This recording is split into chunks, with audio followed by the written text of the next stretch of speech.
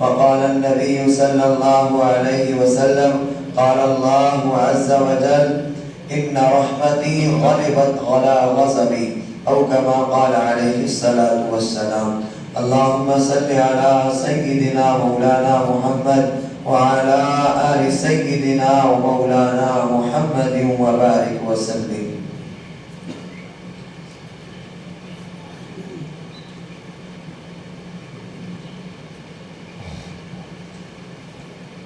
قابل قدر حفاظ اور علماء کرام، محترم بزرگوں اور عزیز بلکہ یہ کہوں کمزور نوجوان ساتھیوں، اب میرا اشارہ آپ سمجھ رہے ہوں گے میں کمزور کیوں کہہ رہا ہوں.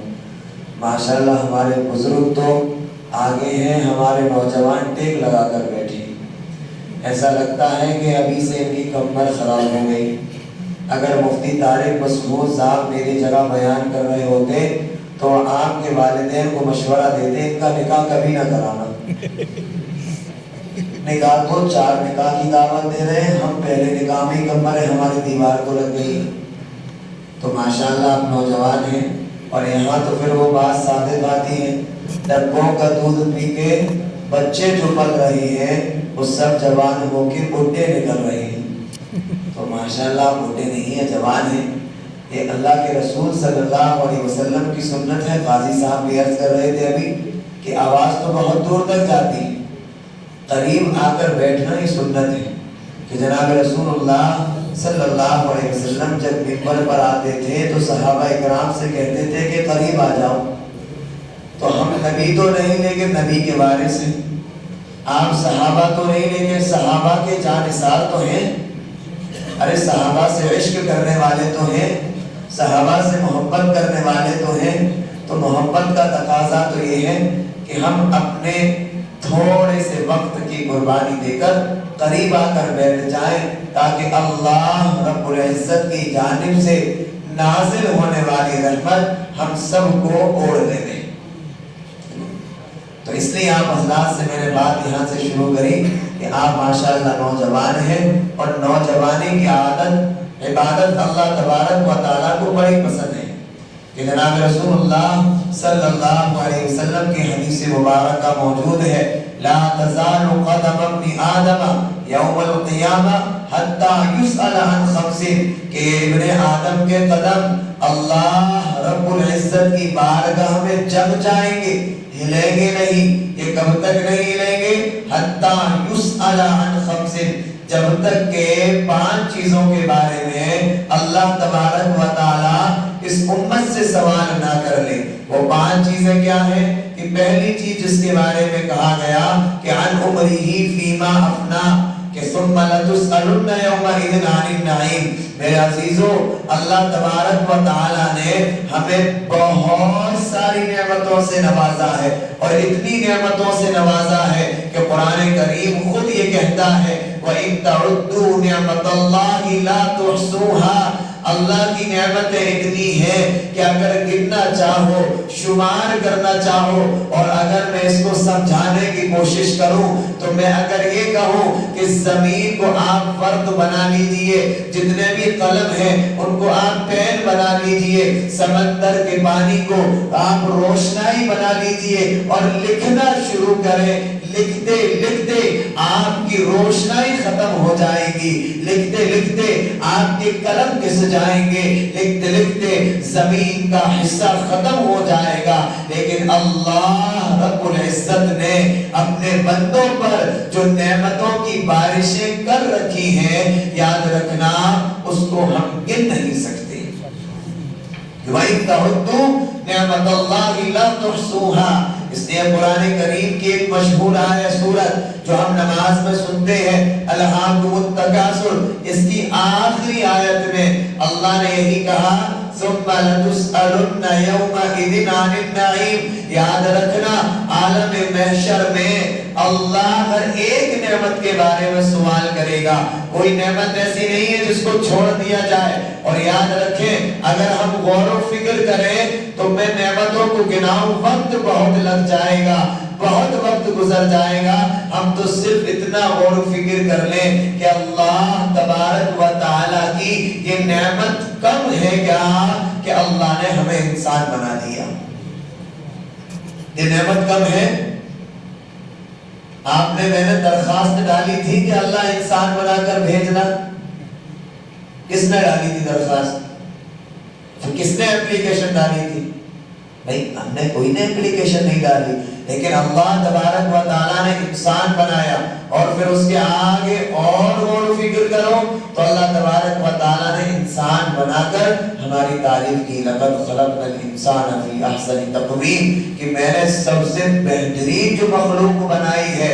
آپ غور و فکر کریں، 18,000 مخلوقات اللہ تبارک و تعالیٰ نے اس روئے زمین پر بنائی ہے۔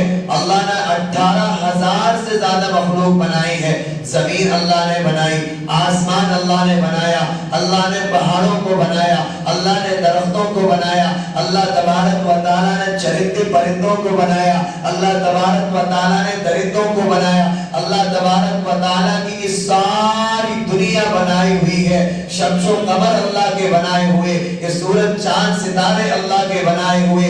لیکن غور و فکر کریں کہ مخلوق کی اگر ہم 3 تقسیم کر دیں تو مخلوق 3 طرح کی ہے۔ پہلی مخلوق وہ ہے کہ جس کو اللہ نے بنایا تو ہے، اس میں جان نہیں ہے، جیسے زمین بنائی، زمین میں کوئی جان نہیں، آسمان بنایا، آسمان میں کوئی جان نہیں ہے، سورج بنایا، سورج میں کوئی جان نہیں ہے، پتھر بنائے، پتھر میں کوئی جان نہیں ہے، درخت بنائے، درخت میں کوئی جان نہیں ہے۔ اب اس سے اونچے بڑھ کر آئے تو اللہ نے ایک مخلوق ایسی بنائی کہ جان تو ہے لیکن بولنے کی صلاحیت نہیں ہے، اپنا اظہار غم نہیں کر سکتی، خوشی کا اظہار نہیں کر سکتی، دکھ تکلیف نہیں بتا سکتی۔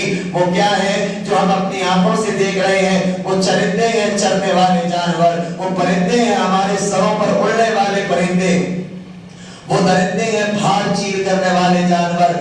آپ دیکھیں کہ ان میں جان تو ہے لیکن بولنے کی صلاحیت نہیں ہے۔ اور اب سب سے اچھی مخلوق جس کا قرآن میں اللہ نے ایسے ہی تذکرہ نہیں کیا، قسم کھا کر تذکرہ کرا ہے۔ اللہ چاہتا تو ایسے ہی انسان کی تعریف کر دیتا، لیکن سوچیں اللہ کو قسم کھانے کی کیا ضرورت تھی کہ اللہ کو معلوم تھا کہ انسان اپنے آپ کو پا کر بھی اتنا اچھا جسم پا کر، اللہ تبارک و تعالیٰ کی نعمتیں حاصل کر کر، 2 ہاتھ پا کر، 2 کان پا کر، آنکھ پا کر، اس میں قوت بینائی پا کر، ناک پا کر، اس میں سونگھنے کی صلاحیت پا کر، زبان پا کر، اس میں بولنے کی صلاحیت پا کر، پیر پا کر، اس میں چلنے کی صلاحیت پانے کے بعد انسان شکر گزار نہیں بنے گا، اپنے آپ کو سب سے اعلیٰ مخلوق نہیں سمجھے گا۔ اللہ نے 1 بار نہیں، 2 بار نہیں، 3 قسم کھائی ہے۔ وہ 3 قسم ہے انجیر کی، والزیتون، قسم ہے زیتون کی، اور اتنا ہی نہیں، اللہ تبارک و تعالیٰ نے سب سے شہر، مقدس شہر مدینے کی قسم کھائی کہ وَهَذَا الْبَلَدِ الْأَمِينَ، سب سے مقدس شہر کی قسم۔ اللہ یہ قسم کیوں کھا رہا ہے؟ اللہ قسم کھا کر کیا بتلانا چاہ رہا ہے؟ اللہ کہتا ہے انسان میں یہ بتلانا چاہتا ہوں کہ لقد خلقنا الانسان فی احسن تقویم، اگر 18,000 مخلوقات میں سب سے بہترین میں نے مخلوق بنائی ہے تو وہ انسان ہے۔ سب سے بہترین مخلوق یعنی ہم، سب سے بہترین مخلوق انسان یعنی ہم۔ اللہ نے اپنا نائب کہا ہے ہمیں، نائب سمجھتے؟ ایک ہوتا ہے اصل صدر، اس کے نیچے ہوتا ہے چھوٹا صدر، اس کو نائب صدر کہتے ہیں۔ قرآن کریم نے ذکر کیا وَإِذْ قَالَ رَبُّكَ لِلْمَلَائِكَةِ إِنِّي جَاعِلٌ فِي الْأَرْضِ خَلِيفَةً، کہ اللہ نے فرشتوں سے مشورہ کیا، فرشتوں بتلاؤ تو صحیح، کیا میں زمین میں اپنا نائب بنا دوں، زمین میں اپنا خلیفہ بنا دوں؟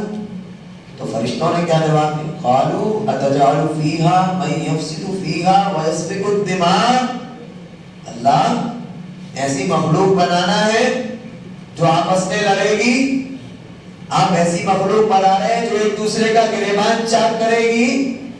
آپ ایسی مخلوق بنا رہے ہیں جو آپس میں خون ریزی کرے گی؟ آپ ایسی مخلوق بنا رہے ہیں جو آپ کے احکام کو توڑے گی؟ آپ ایسی مخلوق بنا رہے ہیں جو آپ کے بھیجے ہوئے پیغمبر کی قربانی بیماریوں کو رائگاں کر دے گی، یہ سب فرشتوں نے کہا۔ تو اللہ نے کہا انی اعلم ما لا تعلمون، میں جو جانتا ہوں وہ تم نہیں جانتے۔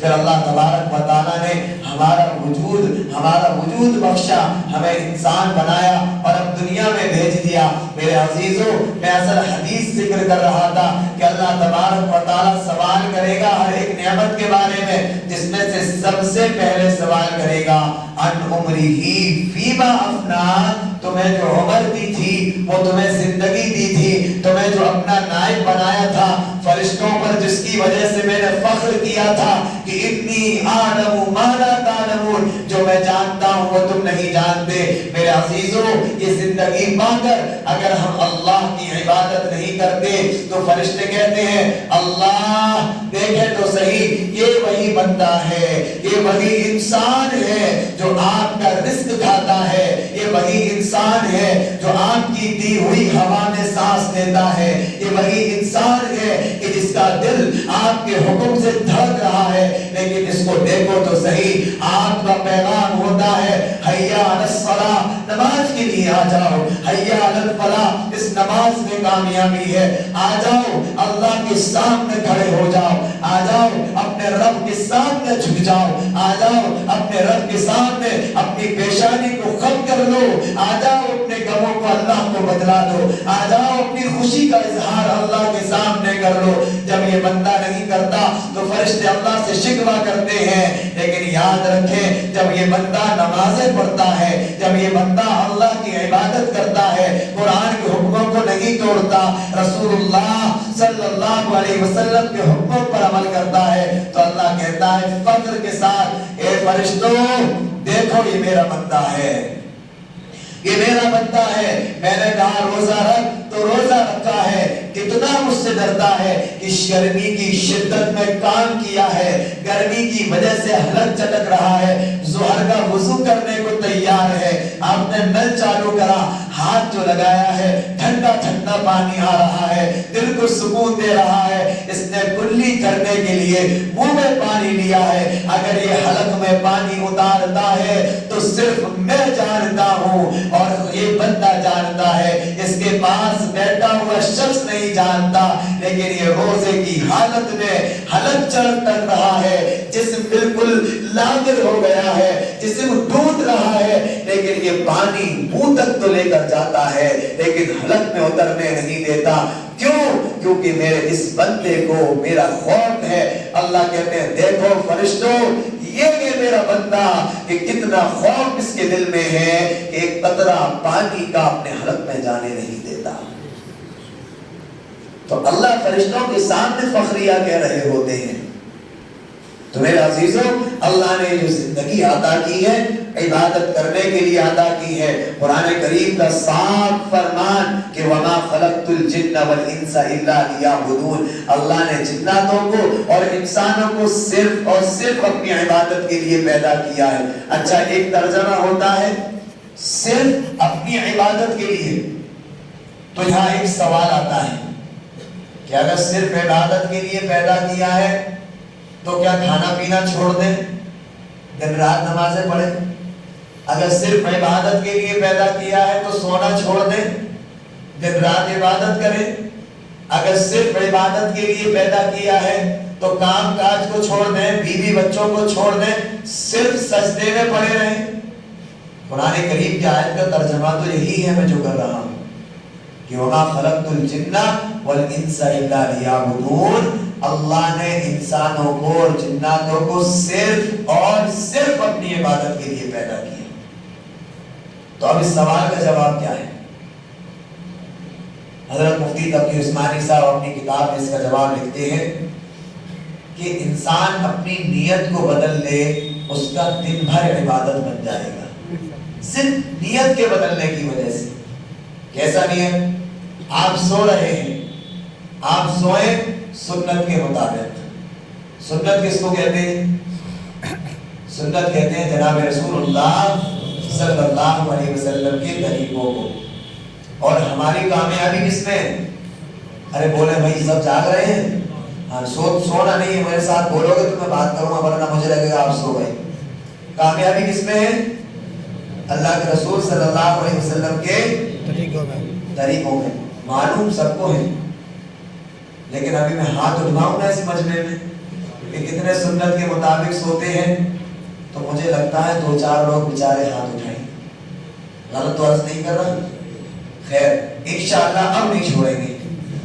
تو سونا کیسے ہے؟ سنت کے مطابق۔ سنت کیا ہے بھائی؟ آپ سونے جا رہے ہیں، آپ استنجا کر کے ہاتھ دھوئیں گے، اللہ کے بندو چہرہ دھو لو، کونیوں سمیت ہاتھ دھو لو، مسا کر لو، پیر دھو لو، وضو ہو گیا۔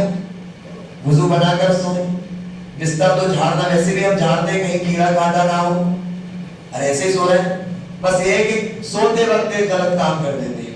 جب سے دجالی فتنہ آیا ہے نا، دجال کا چھوٹا بیٹا، یہ اس نے بیڑا غرق کر دیا ہے امت کا۔ یہ دجال ہی ہے، وہ بڑا دجال، کانا دجال جب آئے گا، یہ کانا دجال نہیں، اس کی ایک آنکھ ہوں گی، اس کی بھی تو ایک آنکھ ہوتی ہے، 4-4 5-5 تو دیکھنے والی ہوتی ہے۔ یہ اتنا بڑا دجال ہے کہ بھائی لوگ یہ کہتے ہیں کہ یہ آیا تو کیلکولیٹر کھا گیا، یہ آیا گھڑی کھا گیا، یہ کھایا وہ کھا گیا۔ میں کہتا ہوں اللہ کے بندو، جو کھایا تو سب کھایا دنیا کا، یہ کمبخت جب سے آیا ہے ایمان والے کا تقویٰ کھا گیا، یہ اللہ کا خوف کھا گیا، یہ ہمارے رسول اللہ صلی اللہ علیہ وسلم کی سنتیں کھا گیا، یہ ماں باپ کا ادب کھا گیا۔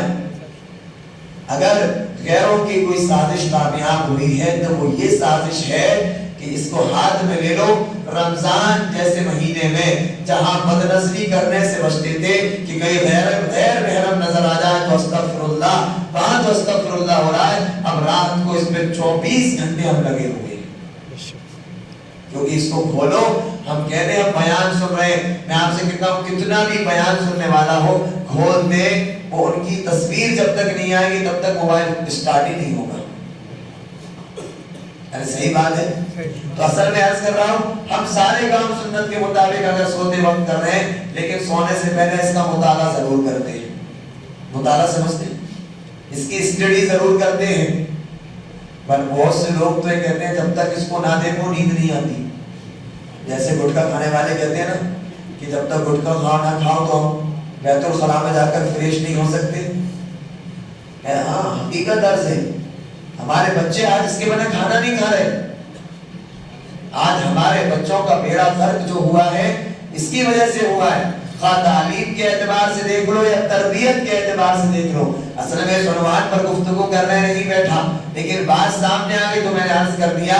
آج ہمارے بچوں کے اخلاق خراب ہونے کا سب سے بڑا جو سبب ہے وہ یہ موبائل ہے۔ ماں باپ بڑے شوق سے دلاتے ہیں، وہ میرا بیٹے کے پاس فلاں موبائل ہے، اور بیٹا اس موبائل میں دیکھ دیکھ کر کیا بدکاریاں سیکھ رہا ہے، بیٹی دیکھ دیکھ کر کیا کر رہی ہے۔ اللہ اکبر، پہلے تو ٹیلی ویژن ہوتا تھا، چلو ماں باپ بہن سب دیکھ رہے ہیں کیا ہے، اب تو لحاظ میں پڑھ کے بیٹی کیا کر رہی ہے کسی کو نہیں پتا۔ ہم نے تو کہا بیٹی کے لیے ابا پردے کے لیے لیا ہے، ابا نے بیٹی کی ساری خواہشات پوری کر دی۔ میرے عزیزوں، یہ دور ایسا ہے، اس دور میں کیونکہ گناہ میں اس لیول پر ہم نے کچھ کام شروع کیا۔ مفتی عبدالرشید صاحب کے پاس گئے تو انہوں نے فکر دلائی کہ ہماری بچیاں مرتد ہو رہی ہیں، اس لیول سے کچھ کام شروع کیا جائے۔ تھوڑے سے ہم متحرک ہوئے، کچھ نوجوان لڑکوں کی ٹیم تیار ہوئی، اور جب معلوم ہوا تو 80% مسلمان کی وہ بچیاں جو اسکول اور کالج اور یونیورسٹیوں میں جا رہی ہیں وہ غیر بچوں کے ساتھ عشق و محبت میں مبتلا ہیں۔ مرتد کیوں نہیں ہوگی؟ وجہ یہ ہے ماں باپ، یہاں تک کہ رپورٹ ہے کہ باپ چھوڑ کر آیا اور باپ واپس ایسا ہے بچے کوچنگ سے باہر غیر کے ساتھ بیٹھ کر اپنے گھومنے چلی، اور یہ برباد کون کر رہا ہے؟ یہ موبائل۔ ہم کہہ رہے ہیں صاحب ہماری بچی نہیں کر رہی، کیوں؟ ہم تو اس کی کال ڈیٹیل چیک کر رہے ہیں، ہم اس کا واٹس ایپ چیک کر رہے ہیں۔ یاد رکھنا واٹس ایپ اور کال ڈیٹیل تو ایسا ہے کہ وہ کیسے بھی ختم کر سکتے ہیں، لیکن ہم اس کو چیک کر سکتے ہیں، ہیک کر لو، کال ڈیٹیل نکال لو، لیکن جو اب برباد کرنے والے ایپس آ گئے ہیں، کیا نام ہے وہ سب سے زیادہ چلتا ہے؟ ارے ہاں بولو لقمہ دونا، بھائی تراویح میں تو لقمہ سب دے دیتے ہیں، امام صاحب اٹک جائیں باہر تو آفت آ جاتی ہے، آج امام صاحب اٹک گئے۔ لقمہ دونا کیا ہے؟ اسنیپ چیٹ، ایک اور وہ کیا ہے وہ انسٹاگرام، وہ گرام تو ہے لیکن کلو سے بھاری ہے، ٹنوں سے بھاری ہے وہ ہماری اولاد پر۔ ایک آئی ڈی بنا کر 100 بار ہٹا دو اور 100 بار لگا لو، پتہ نہیں ہے کہ ہماری بیٹی کیا کر رہی ہے۔ خدا را یہ ایمان اللہ تبارک و تعالیٰ کی طرف سے دی ہوئی اتنی بڑی نعمت ہے۔ اصل میں نعمتوں کو ہی گنا رہا تھا کہ موبائل کی بات سامنے آ گئی، کئی مضمون شروع ہو رہے ہیں، لیکن آپ اتنی فکر سے بیٹھے ہیں کہ اللہ کتنے مضمون ڈال رہا ہے، سمجھ میں نہیں آ رہا کتنے عنوان پر گفتگو کروں۔ سوچ کر تو آیا تھا کہ لیلۃ القدر پر بات کروں گا، لیکن آیت لیلۃ القدر کی پڑھی ہے، بات کہیں اور۔ یہ آپ حضرات کی محبت ہے تو میں اصل عرض یہ کر رہا تھا، آپ توجہ رکھنا، میں پہنچوں گا وہاں ہی آپ کو لے کر۔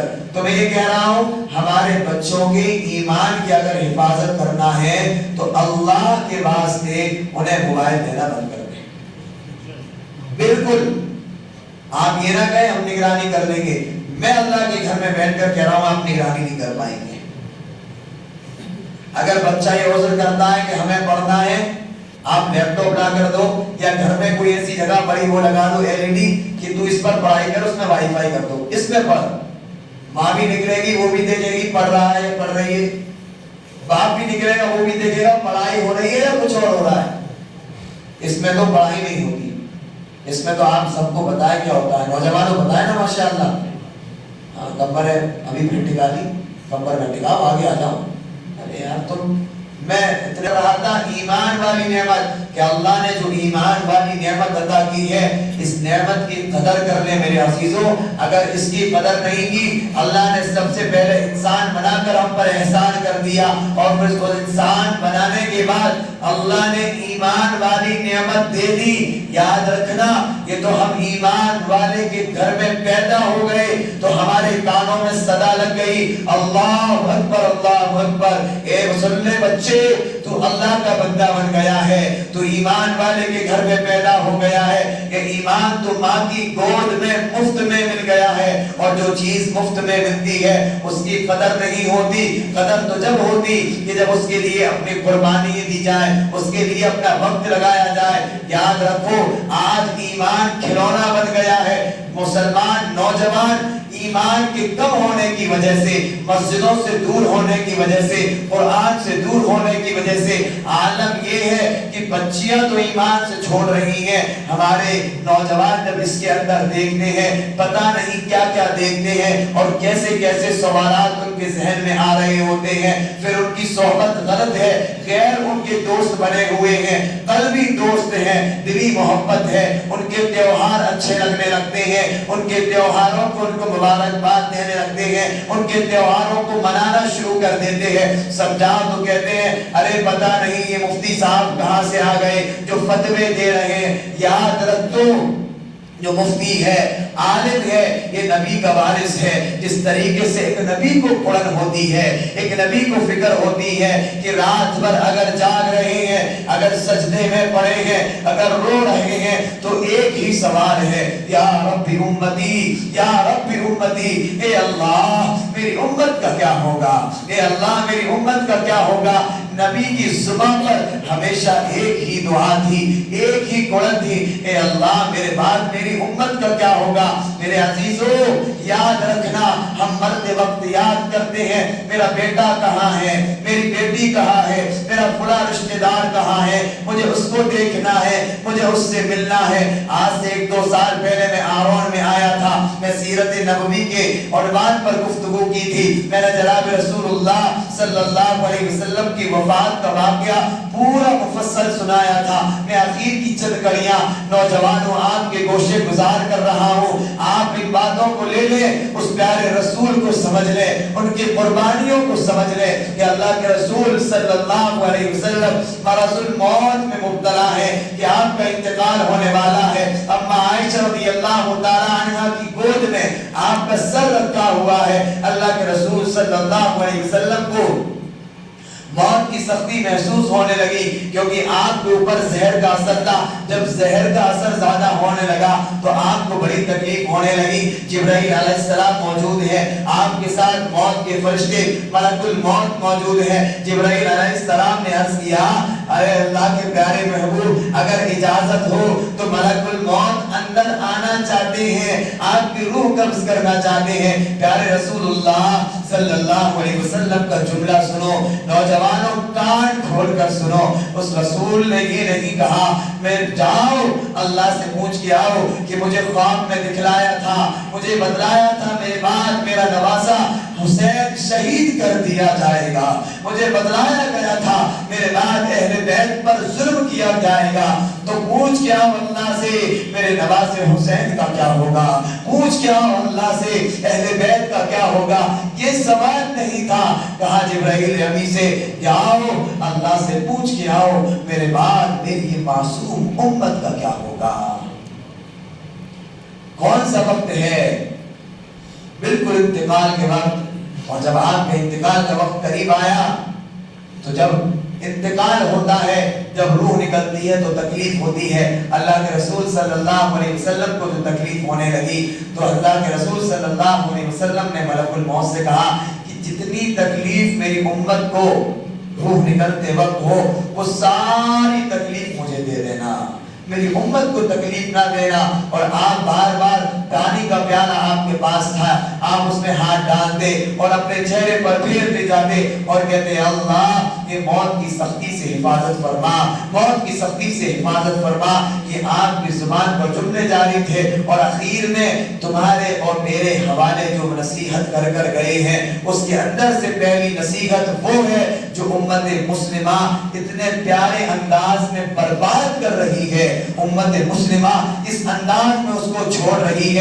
बाप वसीयत कर जाए कि बेटा मरने के बाद मेरा जनाजा फुला गली से लेकर जाना, तो बेटा कितनी भी कोशिश कर ले, कैसा भी हो, उस गली से जनाजा लेकर जाएगा। बाप वसीयत कर जाए, बेटा मरने के बाद बाप की वसीयत को पूरा करने की कोशिश करता है, करना भी चाहिए। मेरे अजीजों, हमें अपनी माँ से ज्यादा, अपने बाप से ज्यादा, अपनी औलाद से ज्यादा जिससे मोहब्बत है वो जनाब रसूलुल्लाह सल्लल्लाहु अलैहि वसल्लम है। उनकी आखिरी वसीयत थी अपनी उम्मत के लिए, अस्सलाह की नमाज को मजबूती से पकड़ लो। और आज उम्मत मुस्लिमा नमाज छोड़ दे तो इतनी सी टेंशन नहीं होती, नमाज छोड़ दे इतना सा दुख नहीं होता, नमाज छोड़ दे इतना सा दर्द नहीं होता। सोचे तो सही, वो प्यारे महबूब सख्ती के आलम में मौत का दर्द है, आप इस दुनिया से रुखसत हो रहे हैं, आपको तकलीफ है, कुड़न है और उम्मत के लिए दुआएं हैं। ऐसे वक्त भी अगर नसीहत की तो क्या नमाज, नमाज। और आज इस उम्मत ने सबसे ज्यादा बेदर्दी के साथ जिस इबादत को छोड़ रखा है वो नमाज है। मेरा नबी तकलीफ में, मेरे नबी ने फरमाया कुर्रतु ऐनी फिस्सलाह, कि नमाज मेरे आंखों की, नमाज पढ़ोगे तो सो गए मुझे लग रहा है, सोच रहे हैं बोलेंगे तो ऐसा ना हो कि फंस जाए, फंसोगे नहीं, कबूल हो जाएगा। नमाज मेरे नबी की आंखों की, नमाज पढ़ोगे तो नबी की आंखों को, नहीं पढ़ोगे तो तकलीफ हो जाएगी। क्या एक ईमान वाला गवारा कर सकता है कि मेरी वजह से उस नबी की आंख को, उस आंख को तकलीफ पहुंचे जो रात भर रोकर कहती थी ए अल्लाह मेरे इस उम्मती को बख्श दे जो नमाज़ें छोड़ रहा है। तुम्हारे और मेरे लिए, हमारे और आपके लिए अल्लाह के प्यारे महबूब सल्लल्लाहु अलैहि वसल्लम रोया करते थे। तो मेरे अजीजों, मैं बात तो ईमान की अर्ज कर रहा था कि ईमान अल्लाह तबारक व तआला की जानिब से दी हुई बहुत बड़ी नेमत है। वो तो माँ की गोद में हमें मिल गया है, बिना मेहनत के मिल गया, बिना मशक्कत के मिल गया है। और आज इस मोबाइल में लगकर हम अपने ईमान को ज़ाय कर रहे हैं, ईमान को बर्बाद कर रहे हैं। जब हम नमाजी नहीं बचते तो तरह तरह के सवालात ज़हन में आते हैं, फिर हम कुरान पर सवाल उठाते हैं, फिर हम उलमा पर सवाल उठाते हैं। तो मैंने बात यहाँ से छोड़ी थी कि उलमा जब कहते हैं मेरे प्यारे नौजवानों, हमारे भाइयों, गैरों के त्योहार मनाना नहीं चाहिए, हम कहते हैं अरे साहब क्या बात करते हो, इंसान इंसानियत है, इंसानियत सबसे बड़ा मजहब है। वो हमारे त्योहार मनाते हैं, हम उनके त्योहार मनाते हैं, ये हमारे वतनी भाई हैं। एक उसूल याद रखना, कुरान करीम ने, हदीस ने, जनाब रसूलुल्लाह सल्लल्लाहु अलैहि वसल्लम ने इंसानियत का दर्स नहीं छोड़ा। इंसानियत का दूसरा नाम अखलाक है, और खुद अल्लाह के रसूल सल्लल्लाहु अलैहि वसल्लम ने कहा, इन्नमा बुइस्तु लिउतम्मिम मकारिमल अखलाक, मैं जो भेजा गया हूँ वो अखलाक सिखाने के लिए भेजा गया हूँ। तो शरीयत तो कहती है तेरा पड़ोसी गैर मुस्लिम है, बीमार है तो उसकी इयादत कर, वो परेशान हाल है पैसे से उसकी मदद कर, वो तकलीफ में है तो उसके साथ खड़ा हो, भूखा है तो खाना खिला, प्यासा है तो पानी पिला, कपड़ा नहीं है तो कपड़ा पहना, जब उसको खुशी हो तो खुशी में उसके साथ शरीक हो। तो इसको बोलते हैं इंसानियत। लेकिन याद रखना, उनके मजहब भी रसूमात में हिस्सा लेना कि साहब हमारा वतनी भाई है, हम भी होली मनाएंगे, हमारा वतनी भाई है, हम भी दीपावली मनाएंगे। कि उलमा तो आकर फतवे देकर अलग हो जाते हैं, अरे ये भी तो ईद मनाते हैं, हम दिवाली क्यों ना मनाएं, ये भी तो हमारे साथ सारे काम कर रहे हैं। जरा मुझे एक सवाल का जवाब दो, अल्लाह ने शऊर दिया है, अकल दी है, हम रोटी खाते हैं, जरा बतलाओ तो सही कि अगर कोई गैर मुस्लिम मस्जिद में आए और आते हैं, वो सिपुरा में एक बेचारा गैर मुस्लिम हर 2-4 दिन में आता था, अब कई दिन से नहीं आ रहा, वो मुझसे इजाजत लेता था कि मौलवी साहब मेरा जी चाहता है मैं सजदा कर लूं, मेरे भाई मस्जिद खुली है, अल्लाह का दर है, किसी को मना नहीं है, तू सजदा कर ले। वो सजदा कर रहा है। अगर हमारा गैर मुस्लिम साथी हमारे साथ आकर रोजा रखे, हमारे साथ आकर सजदा करे और फिर कल को हमसे कहे कि चलो आओ हमारे इबादत खाने मंदिर में चलो और ये फुला भगवान की मूर्ति है, इसके सामने सजदा करो, तो अब बताओ क्या सजदा करोगे? अब क्यों दोस्ती नहीं निभा रहे? यहाँ तो हमारा ईमान जाग गया, यहाँ अकल काम कर गई। इसी तरीके से जिस तरीके से सजदा नहीं कर सकते, किसी भी मजहबी रसूमात में हिस्सा नहीं ले सकते, आप धीरे धीरे उनके करीब होने लगते हैं। दिवाली मनाएंगे, होली मनाएंगे, दिली मोहब्बत करेंगे, फिर एक दिन वो आता है कि इस्लाम हमें बुरा लगने लगता है कि कहाँ रोजे रखें यार, दिन भर भूखे रहना है, कहाँ दिन में 5 बार नमाजें पढ़े। फिर उनका मजहब अच्छा लगता है कि यार इन्होंने दिन में एक बार अपनी इबादत कर ली, एक बार अपनी पूजा कर ली। जब दूसरों का मजहब अच्छा लगने लगे तो समझ जाना मेरा ईमान खत्म होना शुरू हो गया है, खत्म होना शुरू हो गया है। तो मैंने बात यहाँ से मोड़ी थी कि आज इस मोबाइल के जरिए हमारे नौजवान ईमान से दूर, हमारी बच्चियां ईमान से दूर। अरे इस टाइम पर मुझे एक वाकया याद आता है कि ईमान की कदर किसने की है।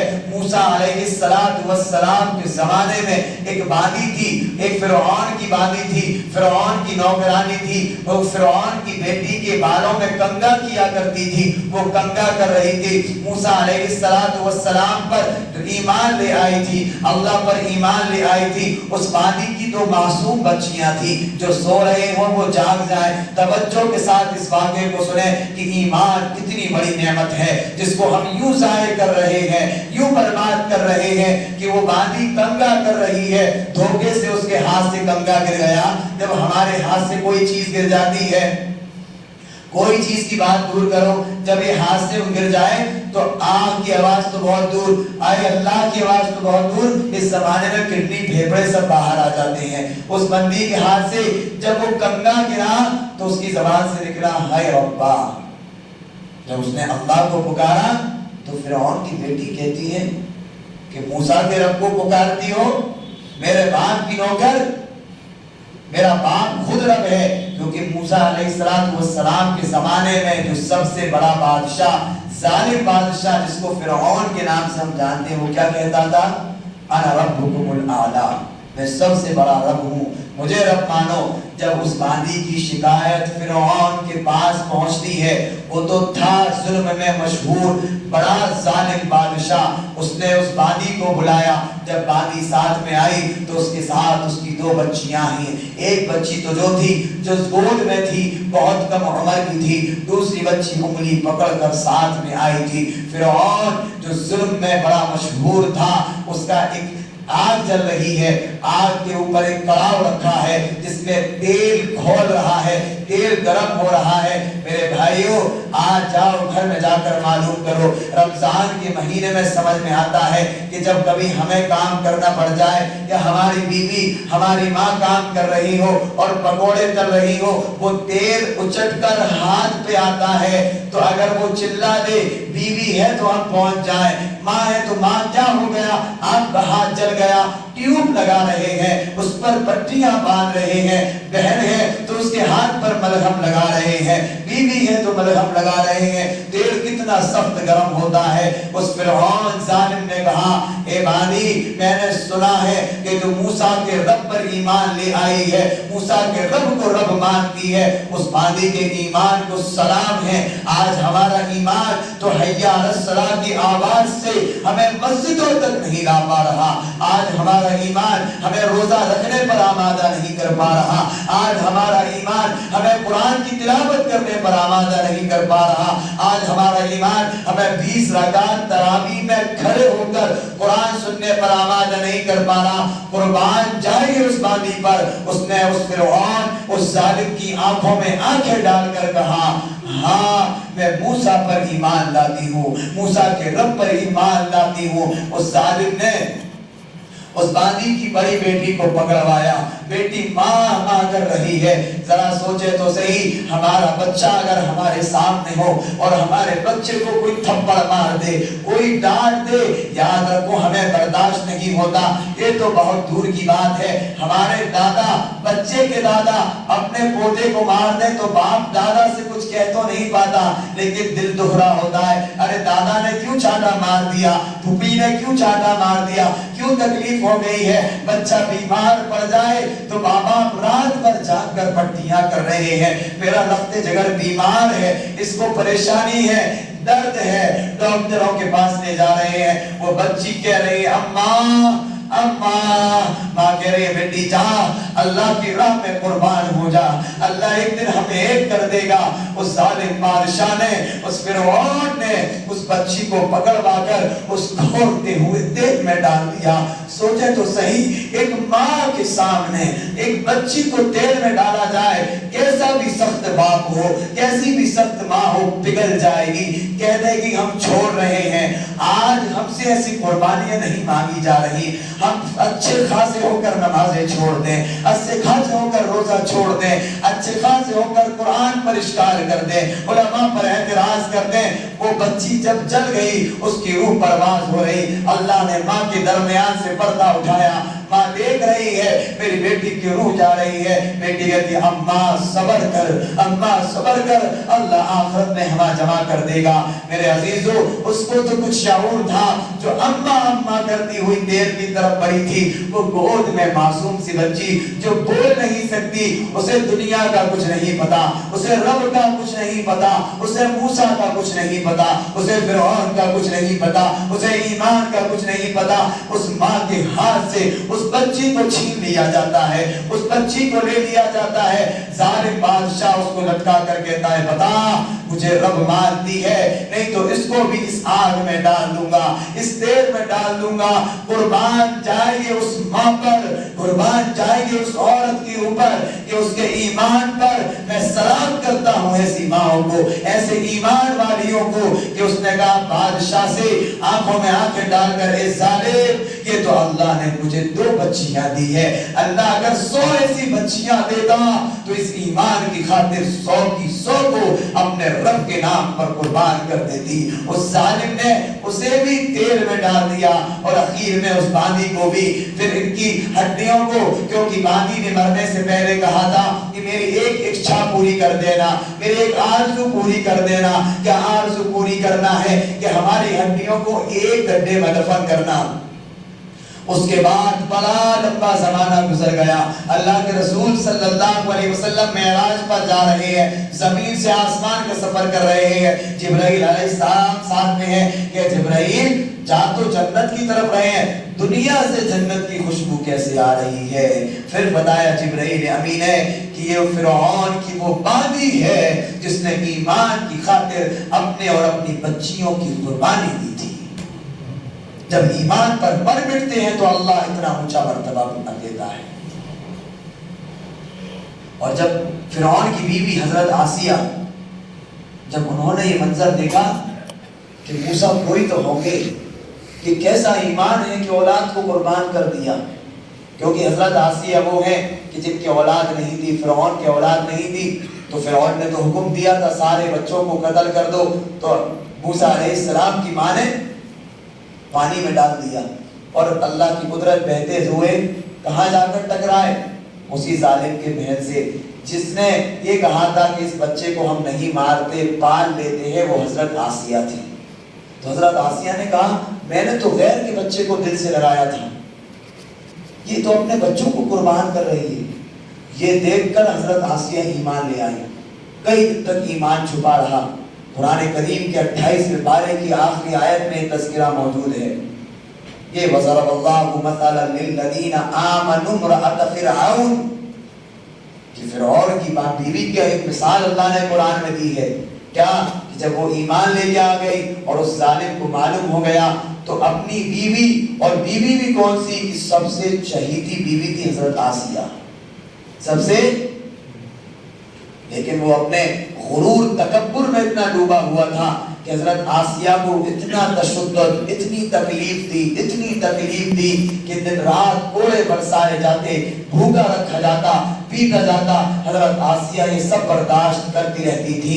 پھر آخر میں اس نے ایک حکم دیا تھا اور حضرت آسیہ کو وہ حکم برداشت نہیں تھا، کیونکہ جب وہ ایمان لے آئی تھی تو برداشت نہیں تھا کہ میرا جسم کوئی دیکھے، میرا سطر کوئی دیکھے، کہ کہاں اگر اب ایمان سے نہیں پھری تو سولی پر لٹکا دیں گے. سولی ہمارے زمانے میں پھانسی کو سمجھتے ہیں، وہ سولی نہیں کہ یہ کروس والا جو نشان ہوتا ہے کہ لکڑیوں پر ہاتھ رکھ کر ہاتھوں میں کیل ٹھوک دی جائے گی، پیروں میں کیل ٹھوک دی جائے گی، اور اس کے بعد جسم سے لباس اتار دیا جائے گا اور زندہ کھال اتاری جائے گی. یہ سزا اس نے سنائی. تو یاد رکھو حضرت آسیہ کے ہاتھوں کو جب لگایا گیا اور جب کیل ٹھوکنا شروع کی ہے تو دل سے آہ نکلی ہے. قرآن کریم نے ان کی دعا کو ذکر کیا. کیا ضرب اللہ مثلا للذین آمنوا امرأة فرعون اذ قالت رب ابن لی عندک بیتا فی الجنۃ ونجنی من فرعون وعملہ، کہ ونجنی من فرعون، اے میرے اللہ مجھے اس فرعون کے ظلم سے نجات عطا فرما دے. جب یہ کہا ہے تو یہاں کیلیں ٹھک رہی ہیں اور اللہ تبارک و تعالیٰ نے حضرت آسیہ کی روح کو پرواز کرا دیا. حضرت آسیہ کو یہ قربانی دینے کا کیا انعام ملا ہے کہ جب حضرت خدیجہ کا انتقال ہونے لگا تو جناب رسول اللہ صلی اللہ علیہ وسلم نے حضرت خدیجہ سے کہا کہ تم جا تو رہی ہو جنت میں، جا کر اپنی سوتن کو میرا سلام کہنا. حضرت خدیجہ تعجب میں، آپ کی پہلی بیوی میں ہوں، سوتن کہاں سے آ گئی؟ تو کہا کہ فرعون کی وہ بیوی جس نے ایمان کی خاطر قربانی دی تھی، اللہ نے جنت میں میرا نکاح ان سے فرما دیا ہے. اللہ ایمان کی خاطر قربانیاں دینے میں یہ ملتا ہے. تو میں تو اصل بات کہاں عرض کر رہا تھا، تو ایمان جیسی بڑی نعمت اللہ اگر سوال کر لے کہ ایمان دیا تھا مفت میں ملا ہے ہمیں، اس کے لیے ہمیں کوئی مشقت برداشت نہیں کرنا، اس لیے ہم نے اس ایمان کو ایسے ہی چھوڑ دیا ہے. تو یاد رکھو میرے پیارے عزیز دوستو کہ اللہ تبارک و تعالیٰ کی بارگاہ میں جہاں سوال ہوگا ثم لتسألن یومئذ عن النعیم، یہ بات سننے کے بعد پھر شروع میں آ جاؤ کہ اللہ ہر ایک نعمت کے بارے میں سوال کرے گا، اور 5 سوال ضرور ہوں گے. کون سے؟ کہ ابن آدم کے قدم نہیں ہلیں گے جب تک 5 چیزوں کے بارے میں سوال نہ ہو جائے. پہلا سوال ہوگا عن عمرہ فیما افنا، تمہیں عمر دی تھی کہاں لگا دی؟ بتاؤ کیا جواب دو گے؟ کیا کہو گے؟ موبائل میں لگا دی، دو راہوں چوراہوں پر بیٹھ کر لگا دی؟ اللہ ایک ایک نعمت کی اللہ کہے گا کان دیے تھے قرآن سننے کو، کہاں استعمال کیے؟ زبان تو بہت ٹر کرتی ہے نا، اللہ کے یہاں اس پر مہر لگ جائے گی. الیوم نختم علی افواہہم وتکلمنا ایدیہم، زبان پر تالا لگ جائے گا، صرف بول رہا ہوگا ہاتھ. کان کہے گا اللہ دیا تھا قرآن سننے کو، لیکن یہ اس کے بعد بھی مجھ سے گانے سنتا تھا، اس کے بعد بھی گانے سنتا تھا. आंख से सवाल होगा, आंख जवाब देगी क्या? और आंख और कान मिलकर जवाब देंगे, क्या जवाब देंगे? अल्लाह, तरावी में कुरान होता था, ये खड़े होकर मुझे नहीं सुनते थे, क्या करते थे? पीछे बैठकर स्कोर चेक करते थे कि कितना हो गया। क्या जवाब दोगे अल्लाह को? ये कुरान ना शफाअत कराएगा। कुरान ये जब कब्र में जाएंगे, मर जाएंगे, वहां कोई पुरसान हाल नहीं होगा, वहां कुरान हमारे साथ होगा। और यहाँ हमें कुरान की नाकदरी होगी जैसा कि हम कर रहे हैं। दुर्रे मुख्तार के बल्कि दुर्रे मंसूर का एक फतवा मैं आपको सुनाता चलूं, माफ फरमाना, लेकिन उस मेंबर पर हूं तो एक बात साफ अर्ज कर दूं कि हक मुझे कहना जरूरी है। दुर्रे मंसूर में एक फतवा लिखा हुआ है कि जो लोग तरावी में कुरान सुन रहे हैं, यहाँ कुरान हो रहा है और कुछ हमारे नौजवान रुकू तक क्या करते हैं माशाअल्लाह, कुछ मोबाइल चला रहे हैं, कुछ बातें कर रहे हैं। अब मैं इधर से फिर थोड़ी सी बात रोक कर पीछे आऊं।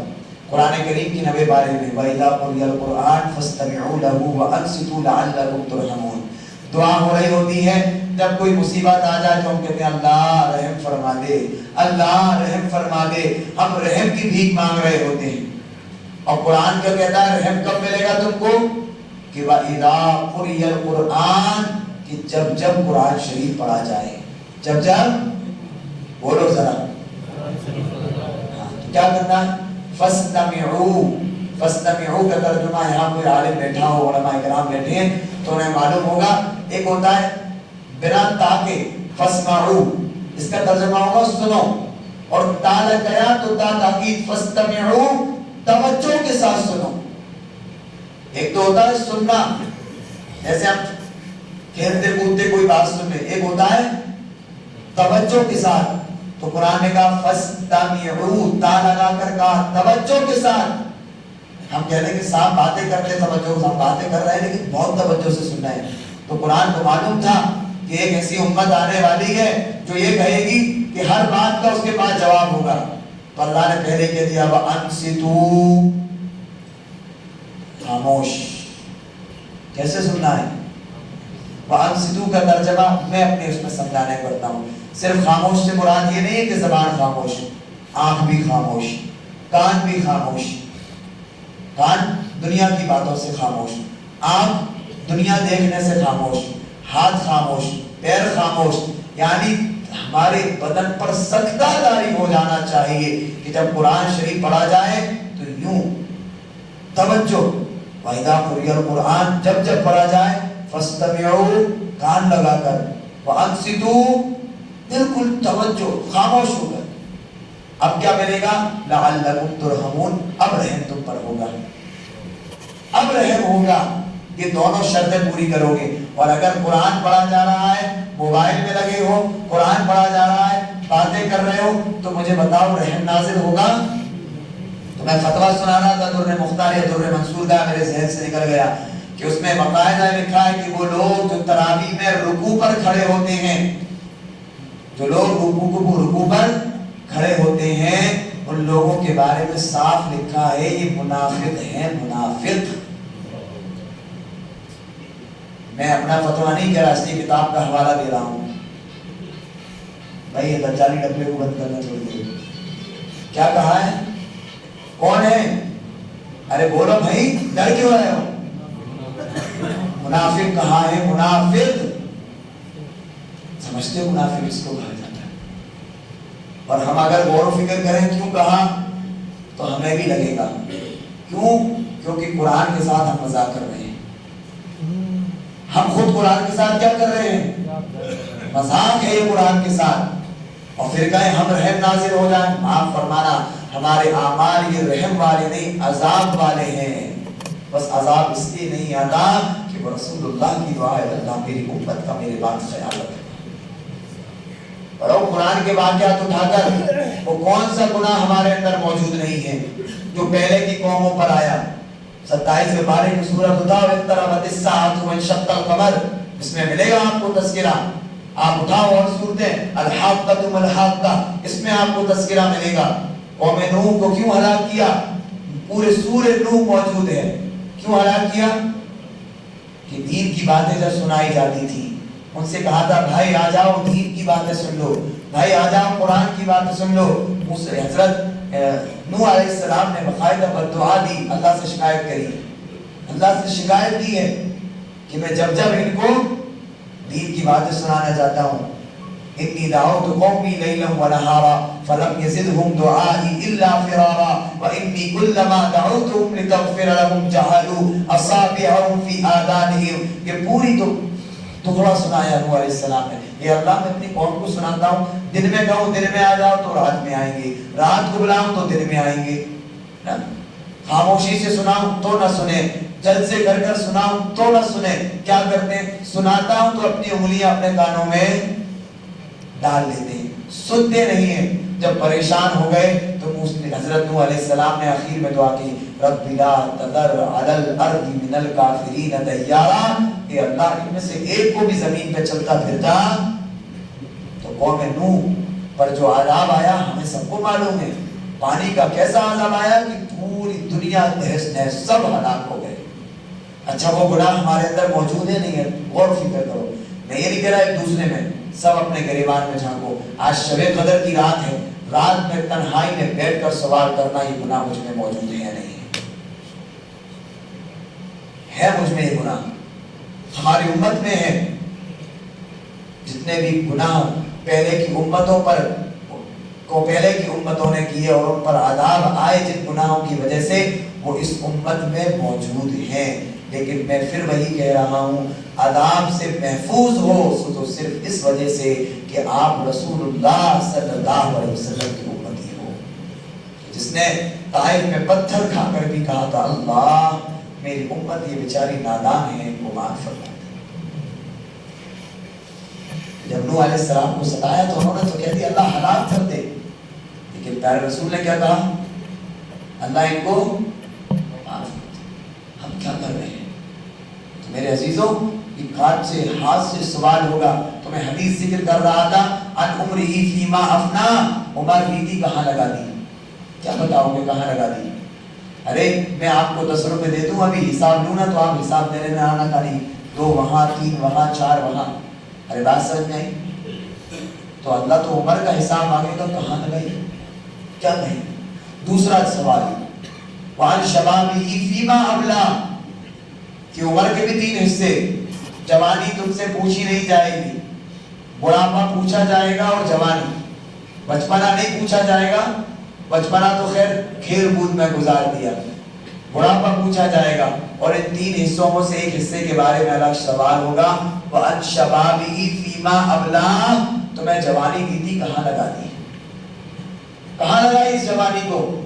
کیونکہ جوانی کی عبادت اللہ کو پسند، جوانی کے سجدے اللہ کو پسند. جوانی کی حالت میں جو عبادت ہو سکتی ہے، تراویح میں صف اول میں جوان کھڑے ہونا چاہیے، بیچارے بزرگ کھڑے ہیں جوان پیچھے بیٹھے ہیں. تو اصل میں تو لیلۃ القدر پر بات کر رہا تھا، لیکن جوانوں کو جب ٹیکا لگائے بیٹھے دیکھا تو یہ حدیث میرے ذہن میں آ گئی. تو بات یہاں سے شروع ہوئی تھی جوانی سے.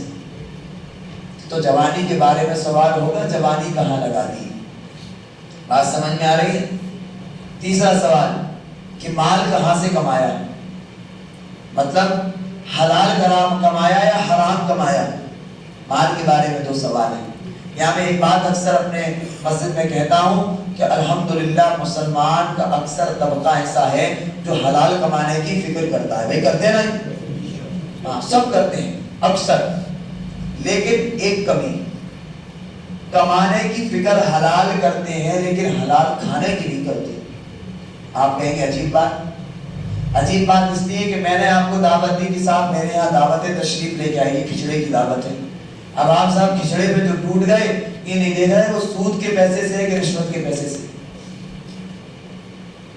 ہمیں معلوم ہوتا ہے کہ فلاں سود کا کاروبار کرتا ہے، آپ اس کے یہاں جا کر بہترین بس گوشت کھانے لکھنا چاہیے سکمت کو تو ہو، بس ایک ہی سنت ہے آگے کا گوشت کھانا.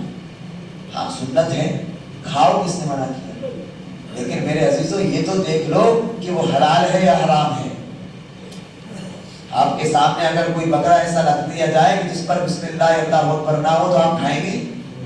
کیوں صاحب؟ جانور تو حلال تھا نا بھائی، بکرا کھانا تو حلال ہے، حرام تو نہیں ہے، کیوں نہیں کھائیں گے؟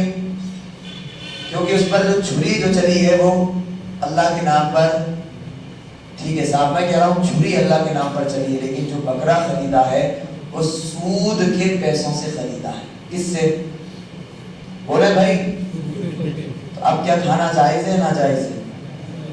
ارے حلال ہے حرام ہے؟ ہم تحقیق کرتے ہیں، ہمیں تو بریانی دیکھنا چاہیے کہاں بریانی ہے، کہاں پائے ہیں، بس تصدیق چڑھا گیا الحمدللہ.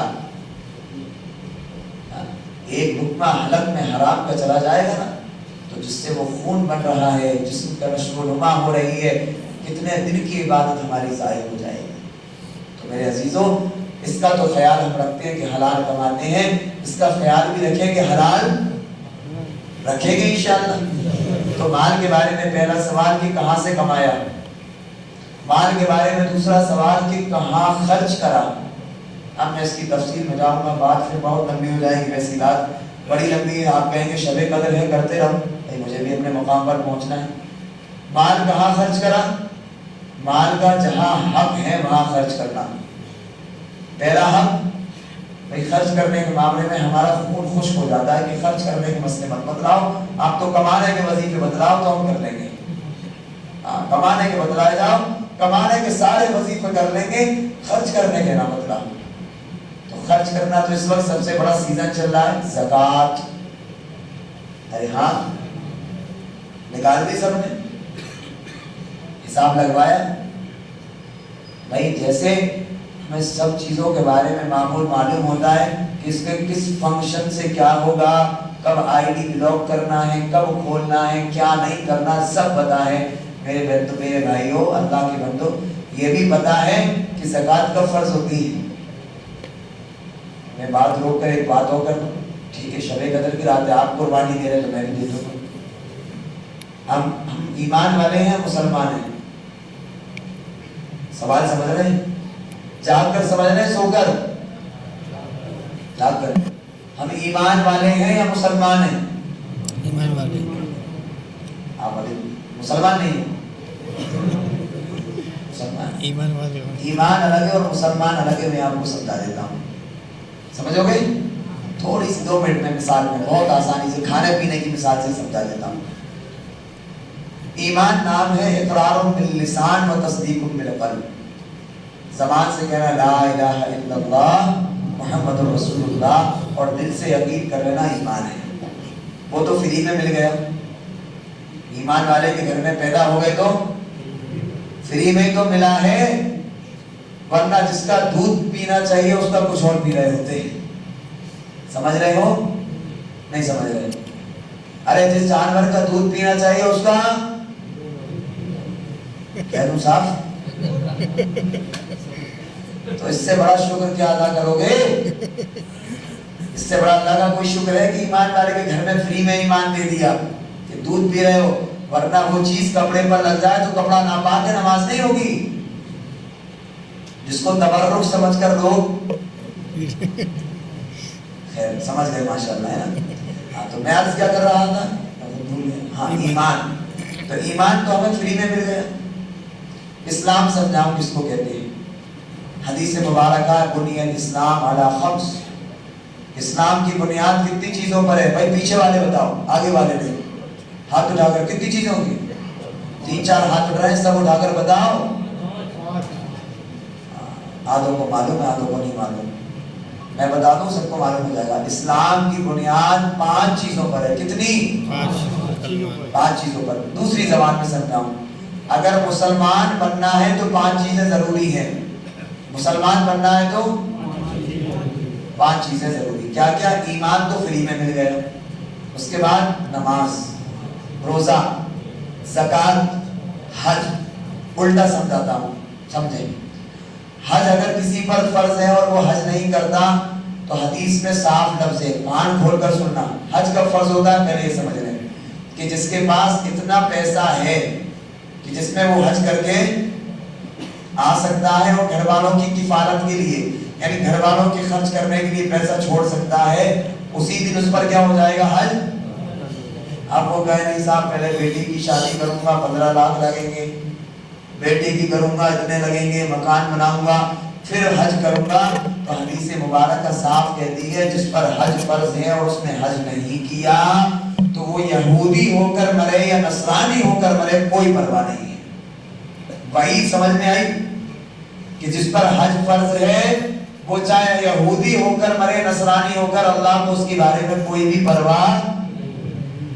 تو بھائی ایسے کتنے لوگ ہیں جن پر حج فرض ہے وہ حج نہیں کر رہے. تو اللہ کے بندو حج کر کے آؤ, ورنہ سوچنا خاتمہ کس پہ ہوگا پتہ نہیں ہے. سمجھ میں آئے؟ ڈاکٹر صاحب بڑی اچھی بات بتا رہے ہیں, عمرہ کر رہے ہیں, میں بات کہنے والا تھا, فرض چھوڑ کر نفل ادا کر رہے ہیں اور سوچ رہے ہیں وہ ہم نے تو حج کر لیا. ذرا مجھے بتلا دیں آپ فجر کی نماز صبح پڑھنے آئے اور کہیں کہ صاحب مجھے فرض, میں نے 2 رکعت سنت پڑھ لی کافی ہے, فرض نہیں پڑھتا, نماز ہو جائے گی؟ اصل تو چھوٹ گئی نا.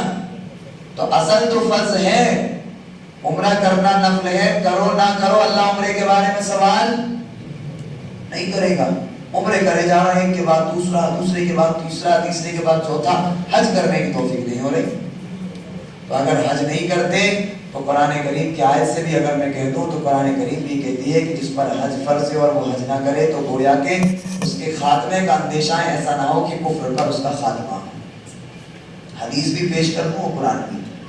تو پہلے ہو گئی نماز. لیکن جس پر حج فرض نہیں ہے تو اللہ نے اس کی چھٹی کر دی, کوئی مطلب نہیں, مزے کرو, ارے چھٹی نا حج کی طرف سے. پھر نمبر آتا ہے زکوٰۃ کا, وہ بھی سال میں 1 مرتبہ فرض ہے. زکوٰۃ کے مسئلے بیان کرنے کا وقت نہیں ہے, پر اتنا سمجھ لیں زکوٰۃ کس پر فرض ہے. مسئلے کبھی اور آپ حضرات معلوم کر لینا, کسی مفتی صاحب سے کر لینا, مولانا سے کر لینا, یا فرصت میں مجھے کبھی اور وقت دے دینا, میں آپ کو پورے بورڈ پر سمجھائے جائیں گے. زکوٰۃ کے مسئلے زبان سے سمجھ میں نہیں آتے کیونکہ وہ حساب کتاب والے ہیں, حساب کتاب میتھ بورڈ پر ہی سمجھ میں آتا ہے. زکوٰۃ اس شخص پر فرض ہوتی ہے جو 52.5 تولہ چاندی کا مالک ہو. آپ کہیں سونا, میں سونے کی بات نہیں کر رہا ہوں, میں بعدوں کی بات کروں گا, بات تنبیہ ہو جائے. اس زمانے میں 52.5 تولہ چاندی کتنے کی ہو رہی ہے؟ میں نے 2 یا 2.5 ہفتے پہلے حساب لگایا تھا, تقریباً 1,65,000 روپے کی. کتنے کی بھائی؟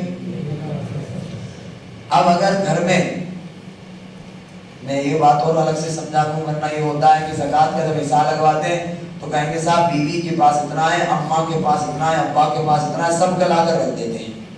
سب کا الگ الگ بتانا پڑے گا. فجر کی اذان ہوگی تو 5 گھر میں ممبر ہیں, بیوی, شوہر, بچہ, ماں, باپ. تو بتائیں 5 پر نماز الگ الگ فرض ہے یا کوئی ایک پڑھ لے سب کے ذمہ سے ہو جائے گی؟ ارے بولیں. تو پھر قربانی کے مہینے میں ایسا کیوں کرتے ہو؟ اس سال ابا کے نام سے, اگلی سال اماں کے نام سے. عجیب بات, سمجھ میں سب آتا ہے لیکن کرنا اپنی مرضی سے. کیوں ایسا ہی ہوتا ہے؟ نہیں ہوتا.